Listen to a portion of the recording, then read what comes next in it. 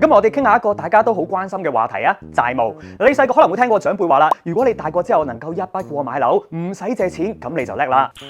Nice，好多人心目中咧都係無債一身輕嘅，似乎代表住成功。根據《窮爸爸富爸爸》嘅作者羅拔清崎所講啦，債務都有分好同埋壞嘅。好嘅債務係用嚟投資增值，就好似按揭咁啦；而壞債咧就係消費性開支，買完就貶值噶啦，就好似嗰啲最新款嘅手機啦，過一陣就變舊款噶啦。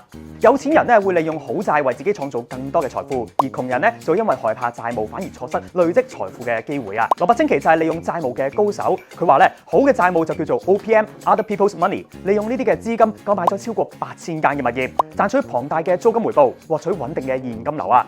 佢認為啊，銀行唔會借錢俾你買股票，但係咧就好歡迎你去按揭買樓喎。呢個就係咧佢點解咁中意房地產原因之一啦。所以記住啦，債務唔係敵人，學識利用好債，等佢咧成為你致富嘅助力。最終升值局獲取更多按揭同樓市資訊。